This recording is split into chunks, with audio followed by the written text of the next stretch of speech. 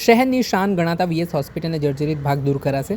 હોસ્પિટલના સુપ્રિન્ટેન્ડન્ટે મીડિયા સમક્ષ દાવો કર્યો છે. જર્જરિત લાગતા તમામ ભાગને દૂર કરવામાં આવશે.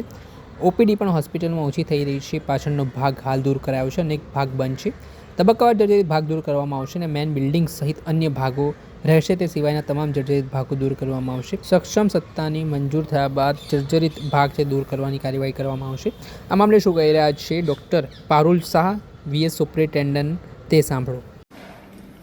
અમારી કમિશનર સાહેબ અને સક્ષમ સત્તા સાથે વાત ચાલી રહી છે એ લોકોને કઈ રીતે ફરજ પર મોકલવા, કારણ કે એમને યુનિયનવાળાએ અમારી જોડે થોડા દિવસનો સમય માંગ્યો હતો કે અમે હાજર થઈએ, પહેલાં અમને થોડો ટાઈમ આપો. એટલે એ લોકોની અને સક્ષમ સત્તા વચ્ચે જે વાટાઘાટો ચાલે છે, સાહેબ અમને જે પ્રમાણે કહેશે એ પ્રમાણે અમે આગળ નિર્ણય લઈ અને આગળ આપને જણાવીશું કે આગળ શું કરવાનું. 11 દિવસ તે લોકો હાજર નથી થયા તો એ બાબતનો પગાર આપવામાં આવશે કે કેમ?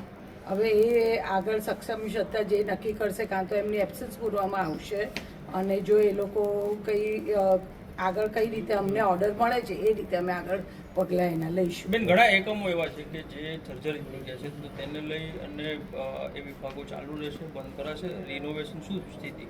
જે જર્જરિત થઈ ગયા છે વિભાગો એ સીએમએચનો પાછળનો પોર્શન હતો તો ઓલરેડી તૂટી ગયો છે અને ખરેખર એ બધા પોર્શન એકદમ કોઈ પણ માણસ ત્યાંથી પાસ થાય તો જાનહાની થાય એવા હતા, એટલે તોડવા પડે અને એ સખત જરૂરી હતા, એ તોડી નાખ્યા છે. પણ જે સીએમએચનો આગળનો ભાગ અને ટાવરવાળું બિલ્ડિંગ તો જે છે એમનું એમ રહેશે.